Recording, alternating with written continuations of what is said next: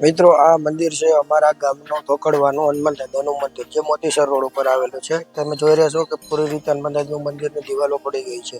તો અત્યારે એને અમે વરસાદથી ના પડે તે માટે ઝૂંપડી ટાઈપ બનાવવાના છીએ। તો હવે પેલા અમે બેલા હારી દઈશું। બેલા હારતા હારતા અમે હું અને મારા પૂજારી હિતેશ બાબુ પણ બેલા ગોઠવવામાં મદદ કરી રહ્યા છીએ।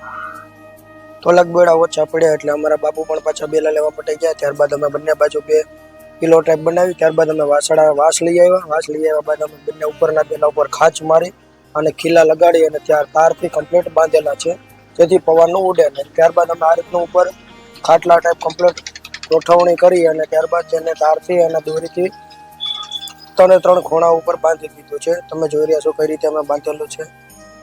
અને જો મિત્રો વિડીયો સારો લાગે તો લાઈક કરજો, શેર કરજો અને કોમેન્ટ કરવાનું ભૂલતા નહીં। વિડીયો જરૂર ને જરૂર શેર કરજો। ત્યારબાદ અમે ગૂંધણી લઈ આવ્યા। ગૂંધણીને ઉપર નાખી છે આ રીતે ગૂંધણી નાખીને તેની ઉપર અમે નાખી છે તાલપત્રી નાખ્યા બાદ ઉપર અમે ફરીથી ગૂંધણી નાખી અને એની ઉપર અમે નાખ્યા છે એટલે ચાળવા, કારણ કે માલ ખાઈ ના જાય તેના માટે અમે પછી બંને બાજુ અમે કમ્પ્લીટ એને દોરીથી બાંધી દીધું જેથી પવનનું આખું ઉડી ના જાય।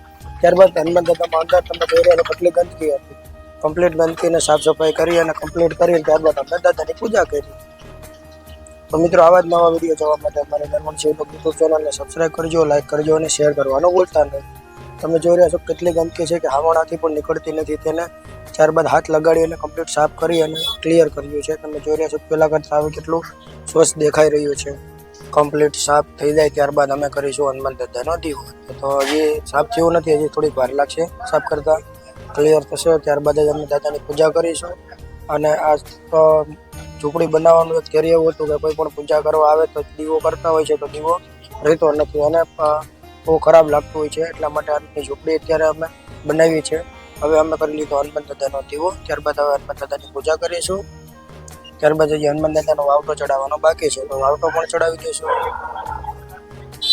તો હવે અમે હનુમાન દાદાની આરતી ઉતારી લીધી છે।